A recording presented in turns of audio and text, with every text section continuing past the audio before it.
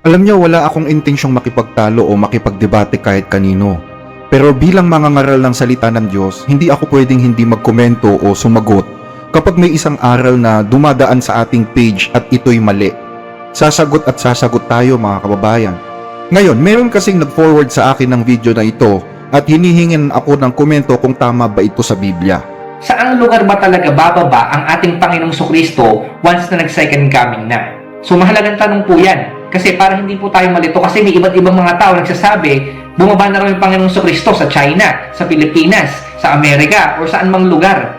Pero mga kapatid, tingnan po natin, ano nga ba yung sinasabi ng Bible? Saang lugar bababa ang Panginoong Kristo? So tingnan po natin specific kung saan yung lugar po na yon.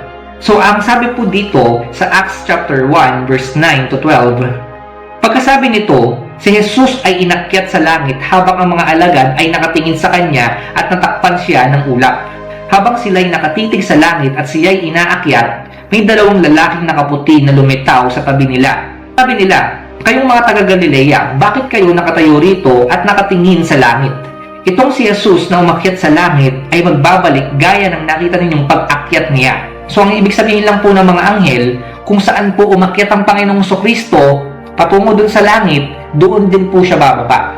Doon mismo sa exact location na yon. Ngayon, saan po yon? So ituloy po natin yung binabasa po natin. Basahin po natin yung verse 12. Ang sabi po dito, nagbalik sa Jerusalem ang mga apostol buhat sa bundok ng mga Olibo na halos 1 kilometro ang layo sa lungsod. So malinaw po mga kapatid, yung nag-ascend si Jesus patungo doon sa langit, naandun siya sa Mount of Olives, doon sa Jerusalem sa Israel. So malinaw po, sinasabi po ng Bible, si Jesus, kapag bumaba po siya, physical po siyang bababa mismo doon sa Mount of Olives. So kung nandun po kayo sa Jerusalem, ito pong Mount of Olives at Temple Mount, magkatapat lang po sila, tapatan lang po sila, at napakalapit lang po nito sa isa't isa. So hindi po sila yung matataas na bundok. Bagamat sinabi po, bundok po sila or mount, mabababang bundok lang po sila. Well, dito sa una niyang sinabi na kung saan daw umakyat ang Panginoong Jesus, doon din bababa, hindi po ganyan yung nakasulat. Basahin natin yung talatang binasa niya, no? Sa Acts chapter 1 verse 9, pagkasabi niya ng mga bagay na ito, habang sila'y nakatingin, dinala siya sa itaas at siya'y ikinubli ng ulap sa kanilang mga paningin. Samantalang nakatitig sila sa langit at siya'y papalayo, biglang may dalawang lalaki ang tumayo sa tabi nila na may puting damit, na nagsabi, kayong mga lalaking taga-Galilea, bakit kayo'y nakatayong tumitingin sa langit? Itong si Jesus na dinala sa langit mula sa inyo ay darating na gaya rin ng inyong nakitang pagpunta niya sa langit. Basahin mo man paulit-ulit to, hindi sinabi dito na kung saan siya umakyat, doon din siya bababa. Hindi po ganun yun mga kababayan. Ulitin natin ha. Na nagsabi, kayong mga lalaking taga-Galilea, bakit kayo'y nakatayong tumitingin sa langit? Itong si Jesus na dinala sa langit mula sa inyo ay darating na gaya rin ng inyong nakitang pagpunta niya sa langit.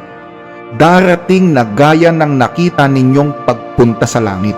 Ang tinutukoy dito ay yung manner ng kanyang pagdating. Kung paano nyo siya nakitang iniakyat sa langit, ganun din siya darating. May sinabi ba dyan na dito din siya darating? May sinabi ba dyan na kung dito siya umakyat, dito din siya darating? Wala pong ganun. Bakit? Kasi hindi naman pinag-uusapan dyan yung lokasyon ng kanyang pagbabalik eh. Ang pinag-uusapan dyan ay yung manner ng kanyang pag-alis at pagdating. So ang masasabi ko lang dito, misleading po itong explanation na ito mga kababayan. Ang totoo, kung babasahin mo ang buong Biblia, makikita mo na mayroong 3 pagkakataon ng pagdating ni Kristo sa lupa sa panahon ng Bagong Tipan.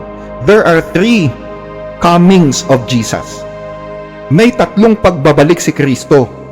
Una ay sa pamamagitan ni Maria. Alam na natin yan na dumating si Kristo sa mundo sa pamamagitan ni Maria nang siya'y nagkatawang tao. Ipinanganak siya ng isang tao kaya't siya ay naging partaker ng flesh and blood ng mga tao. John 1:1. Nang pasimula, siya ang verbo at ang verbo'y sumasa Diyos at ang verbo ay Diyos. At nagkatawang tao ang verbo at tumahan sa gitna natin at nakita namin ang kanyang kaluwalhatian. Kaluwalhatiang gaya ng sabugtong ng Ama na puspos ng biyaya at katotohanan. So yun yung unang pagdating ni Kristo. Yung pangalawa, yun yung hinihintay nating pagbabalik niya, yung tinatawag na second coming. Yung sinasabi ni Pastor Ian na hinihintay ng lahat yung sinasabi sa Acts 1:11 na darating siya gaya ng inyong nakita na pag-akyat niya sa langit, yun naman yung second coming. Pero maliban sa unang pagdating ni Kristo at dito sa second coming, meron pang sinasabi ang Biblia na muling pagparito ni Kristo at yan ay magaganap naman pagtapos ng 1,000 taon.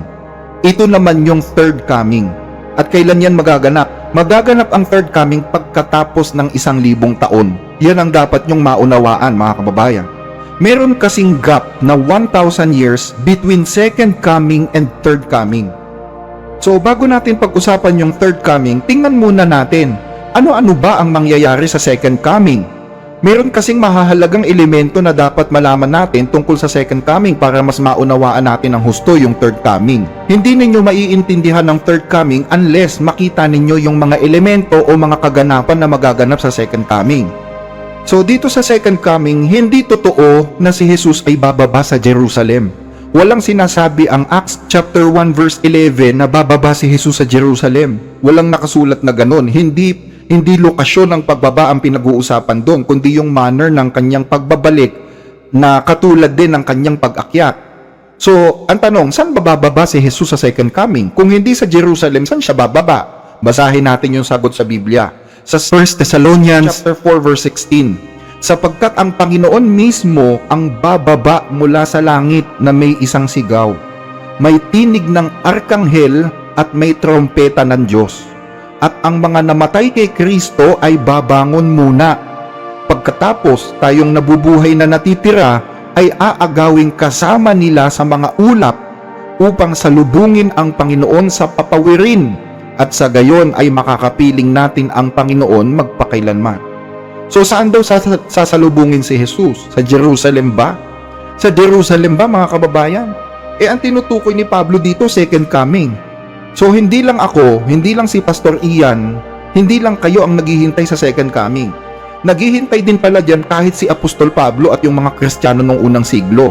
Ang sabi ni Pablo, pagdating ni Kristo, which is ang tinutukoy niya ay yung second coming, sasalubungin siya sa papawirin, sa alapaap, sa sky, sa hangin. Basahin natin sa English.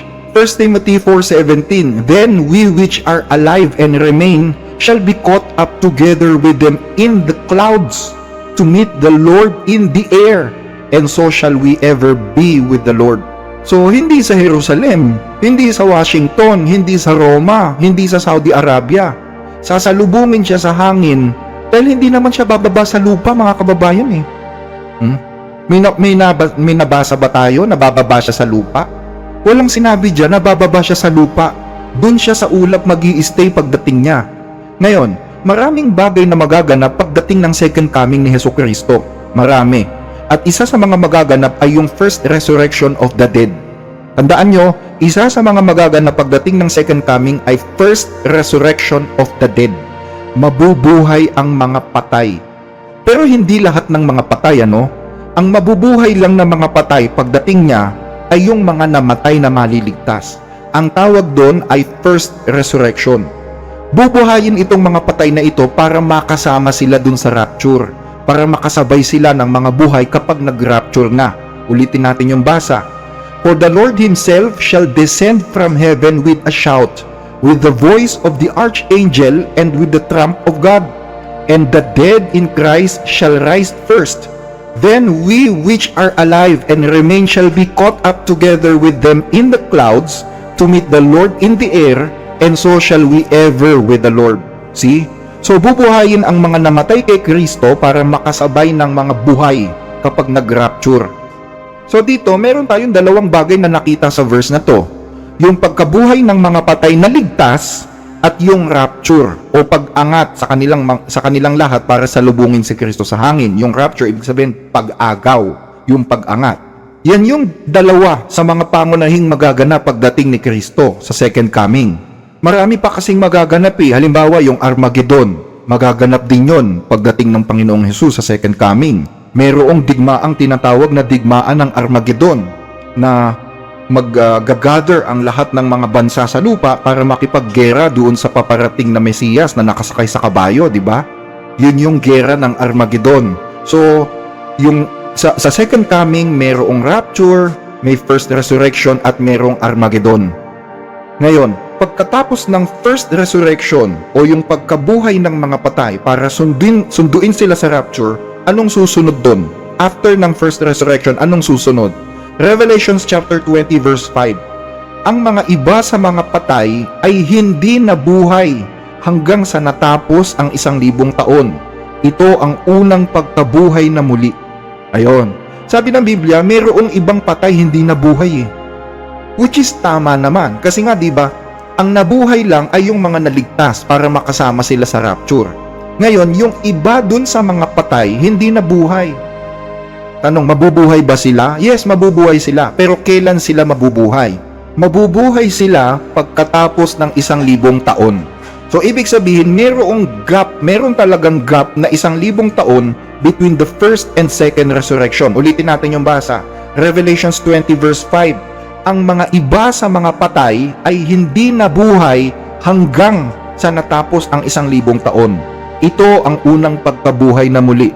So yung iba sa mga patay hindi nabuhay hanggang kailan? Hanggang sa maganap ang 1,000 taon. After 1,000 years, mabubuhay yung ibang mga namatay.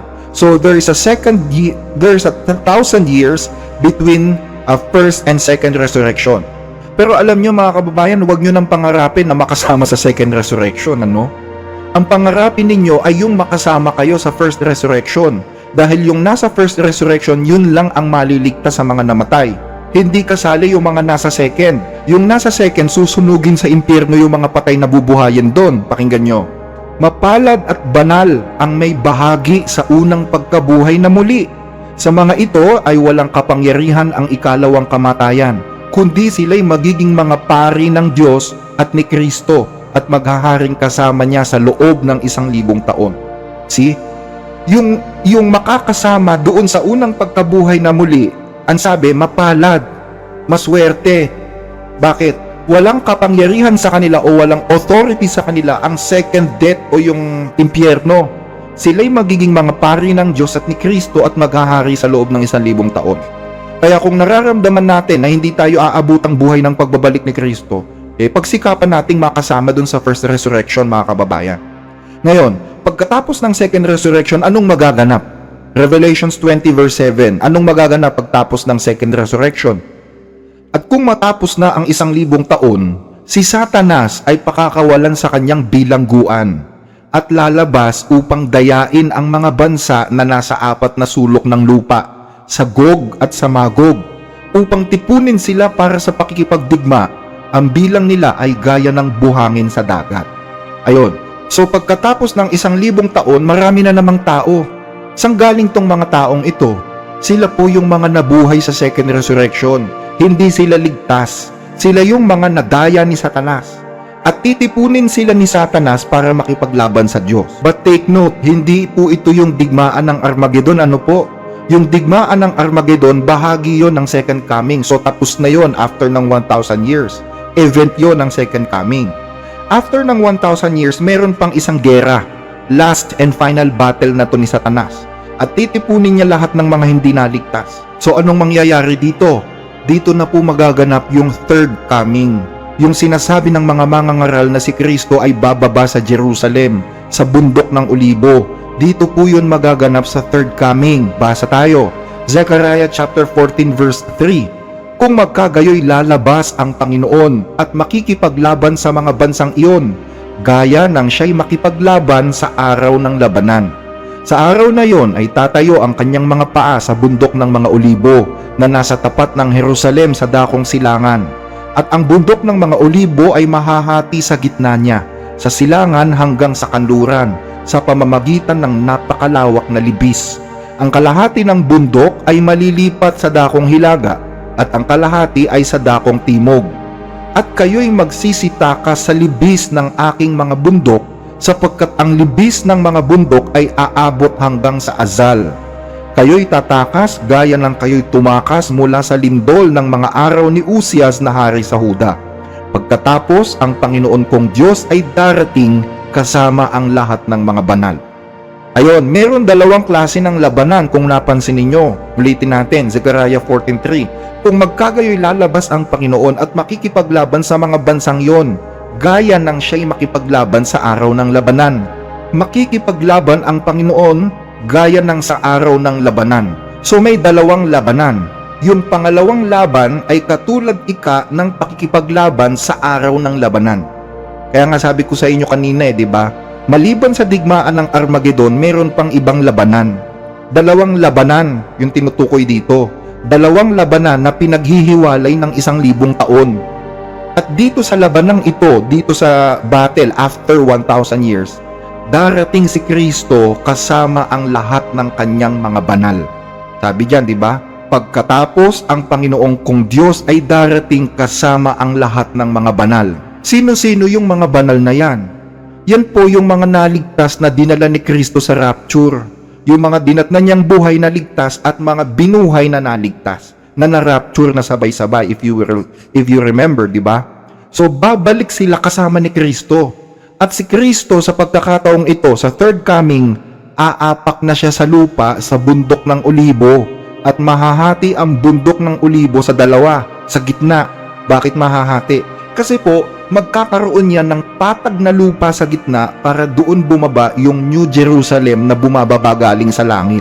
Pakinggan nyo, Revelations 21 verse 2. At nakita ko ang banal na lungsod, ang bagong Jerusalem, na bumababa mula sa langit buhat sa Diyos na nakahanda na gaya ng isang babaeng ikakasal na nagagayak para sa kanyang asawa. Ayan may isang bagong Jerusalem na bababa galing sa langit. Hindi yan yung Jerusalem na nasa Israel ngayon, baka akala nyo. Wala nang significance yung Jerusalem na nasa Israel ngayon. Aanin mo pa yun, papalitan nga yun ng bagong Jerusalem. Kung may significance pa yun, bakit gumawa pa ang Diyos ng bagong Jerusalem, di ba? Kaya yung sinasabi ni Pastor Ian, ikinalulungkot ko sabihin pero mali sa Biblia yun. Walang sinabi sa Acts 1:11 na si Jesus ay bababa sa Jerusalem sa second coming. Wala po nun mga kababayan. Ang pinag-uusapan doon ay manner, hindi yung lokasyon ng kanyang pagbaba. Ang tanong, bakit sinasabi ng karamihan ng mga pastor na si Jesus ay bababa sa Jerusalem sa Israel sa second coming? Bakit ganun yung turo nila kahit hindi naman yun ang turo ng Biblia? Tuloy natin yung pakikinig kay Pastor Ian. Makikita rin natin sa Book of Revelation, sinabi doon na sa pagbabalik ng ating Panginoong Sokristo, pwede rin magamit yung technology. Basahin natin yung Revelation chapter 1 verse 7. Tingnan ninyo, dumarating siyang nasa mga alapaap at makikita siya ng lahat, pati ng mga tumusok sa kanya. Tatangis ang lahat ng lipi sa lupa dahil sa kanya. Magkagayon nawa, amen. So parang ganyan din yung sa dalawang saksi. Ang sabi kasi dito, makikita ng lahat. Ibig sabihin yung buong mundo, makikita yung mismong pagbabalik ng ating Panginoong Sokristo mula doon sa alapaap. So dito makikita natin na yung mga kamera talagang nakatutok yan doon sa pagbaba ng ating Panginoong Sokristo. Doon po yan sa Jerusalem. So ibig sabihin niya sa pamamagitan ng mga kamera, internet at mga satellite, talagang makikita ng lahat yung pagbabalik ng ating Panginoong Sokristo. So malinaw sa pagbabalik ng ating Panginoong Sokristo, merong malaking gagampanan itong technology. Yan yung gagamitin para makita ng buong mundo yung pagbabalik niya mula doon sa alapaap. Ayon din sa So ayan, kaya pala nila sinasabi na ang Panginoong Jesus ay bababa sa Jerusalem. Doon na papasok yung technology sa usapan. Syempre nga naman, kung nasa Pilipinas ka at ang Panginoong Jesus naman ay bababa sa Jerusalem, paano mo malalaman na dumating na siya? Tama? So, pumapasok ngayon yung role ng technology. Sabi ni Pastor Ian, malalaman daw natin na dumating na ang Panginoong Jesus sa Jerusalem by means of technology. Kumbaga televised. Mapapanood mo sa TV, mapapanood mo sa Facebook, sa YouTube, or any other platform or social media platform. Pero ang tanong, nasa Biblia ba yun? Yun ba yung manner ng pagbabalik ni Jesus na mapapanood siya sa internet? Na para malaman nung dumating siya, mapapanood mo sa TV or sa internet o sa social media yung kanyang pagbabalik. Paano naman yung mga walang technology? Yung mga nasa mga liblib na kagubatan ng Amazon sa Brazil o sa Africa na hindi pa naaabot ng technology? Paano yung mga nasa Sentinel Island? Alam niyo yung Sentinel Island? Yan ay isang remote na isla na halos ayaw makipag-communicate sa modernong mundo Yung mga nasa Amazon rainforest, paano sila? Diba? Yung mga nasa kabundukan ng Papua New Guinea, paano yung ilang mga community sa Arctic region, sa mga nagyayelong lugar sa Antarctic at sa Arctic region? Wala namang technology dun Yung mga nomads na naninirahan sa gitna ng disyerto, paano nila malalaman? Diba? Wala namang technology dun. Ang liwa-liwanag na sabi ng Biblia, Revelations 1:7, tingnan nyo, siya'y dumarating na nasa mga ulap at makikita siya ng bawat mata at ng mga umulos sa kanya at ang lahat ng mga lipi sa lupa ay tatangis dahil sa kanya, gayon nga, amen. May sinabi ba dito na makikita siya through cellphone or TV or internet? Walang ganong nakasulat, mga kababayan. Ang nakalagay dyan, darating siya sa ulap at makikita ng lahat ng mga mata. Yun lang. Walang technology nabanggit dyan. In the first place, hindi naman kailangan ng Diyos ng technology para makita ng lahat yung pagbabalik ng anak niya eh. Mahirap ba sa Diyos yun? Kailangan pa ba ng technology? Kung tutusin, basura lang sa Diyos yung mga technology natin ngayon. Kaya, again, hindi kailangan ng Diyos ng technology para makita ng lahat yung pagbabalik ng anak niya. Ang nakalagay sa Biblia ganito, Matthew chapter 24 verse 26. Kaya kung sasabihin nila sa inyo, tingnan nyo, siya'y nasa ilang, huwag kayong lumabas. Tingnan nyo, siya'y nasa mga silid, huwag ninyong paniwalaan, sapagkat gaya ng kidlat na nanggagaling sa silangan at nagliliwanag hanggang sa kanluran, gayon naman ang pagdating ng anak ng tao. So paano daw makikita ng lahat si Kristo? Sapagkat gaya ika ng kidlat na nanggagaling sa silangan at nagliliwanag hanggang sa kanluran, gayon naman ang pagdating ng anak ng tao. Nasa Luzon ka, ako nasa Mindanao, pero kapwa natin nakikita ang kidlat, di ba? Kailangan ba ng technology para makita ng isa sa atin yung paglabas ng kidlat? Kung kaya ng internet na ipakita sa buong mundo yung nangyayari sa isang lugar, hindi ba kaya ng Diyos yun? Mas magaling pa bang internet sa Diyos? Ngayon, kung may magsabi sa inyo, buksan mo Facebook mo, andyan si Jesus. Buksan mo TV, si Jesus nasa TV. Punta tayo sa Israel. Nasa balita si Jesus nasa Jerusalem. Maniniwala ka ba dun? Sabi ni Kristo, pag may nagsabi sa inyo ng mga ganyan, huwag niyong paniwalaan. Dahil alam ni Kristo na talagang may mga magtuturo ng ganyan. At dyan maliligaw ang marami, mga kababayan. Kung maaari, pati mga hirang ng Diyos maliligaw dyan. Hirang ka na, madadali ka pa ng ganyang paniniwala. Mga bula ang Kristo kasi yung gagawa niyan eh. Sabi ng Panginoong Jesus, Mateo 24:23, at kung may sino mang magsabi sa inyo, masdan nyo, narito ang Kristo, o nariyan siya, huwag niyong paniwalaan. Sapagkat lilitaw ang mga bulaang Kristo at ang mga bulaang propeta at magpapakita ng mga dakilang tanda at mga kababalaghan, ano pat ililigaw kung maaari pati ang mga hinirang. Tingnan nyo, ipinagpauna ko ng sinabi sa inyo. Kaya kung sasabihin nila sa inyo, tingnan nyo, siya'y nasa ilang, huwag kayong lumabas. Tingnan nyo, siya'y nasa mga silid, huwag ninyong papaniwalaan. Sapagkat gaya ng kidlat na nanggagaling sa silangan at nagliliwanag hanggang sa kanluran, gayon din naman ang pagdating ng anak ng tao. Kaya pakakaingat kayo, mga ka-blessed. Read your Bible. Huwag kayong basta-basta maniniwala. Basahin ninyo Biblia at huwag kayong umasa sa sasabihin lang ni pastor o ni brother. Kahit ako pa, huwag niyo akong papaniwalaan kung wala akong batayan sa Biblia. Hindi kayo maliligaw ng kahit na sino kapag lagi kayong nakasalig sa Biblia. Kahit gaano katindi pa o kahusay yung pagliligaw ng dyablo, hindi kayo basta-basta matatangay. Sabi ni Jesus 7:24 hanggang 25 ni Mateo, kaya't ang bawat nakikinig ng aking mga salitang ito at ginagawa ang mga yon ay matutulad sa isang taong matalino na nagtayo ng kanyang bahay sa ibabaw ng bato. Dumulos ang ulan, dumating ang mga baha at umihip ang mga hangin at sumalpok sa bahay na yon, ngunit hindi ito bumagsak sapagkat nakatayo ito sa ibabaw ng bato. Maging matalino kayo sa relihiyon, mga kababayan, dahil kaluluwa ninyo ang nakataya dyan. At para maging matalino ka sa relihiyon at sa lahat ng mga bagay, dapat nakasalig ka sa salita ni Kristo. Kung anong sabihin ni Kristo, doon ka lang. So, I think hanggang dito na lang ang sagot ko sa tanong na to. Muli ay maraming salamat sa inyong pakikinig. Hanggang sa muli, mga kababayan. Kung nagugustuhan ninyo ang mga discussion na ito, paki-like at mag-subscribe po sa ating channel at i-click ang notification bell para lagi kayong updated. Malaking tulong po ito hindi lamang sa ating channel kundi pati sa ating mga kababayang nangangailangan na aming sinusuportahan. I-follow din po kami sa Facebook, The Blessed Reader. Para sa inyong mga tanong, concerns o suggestions, mag-message lamang po kayo. Maraming salamat!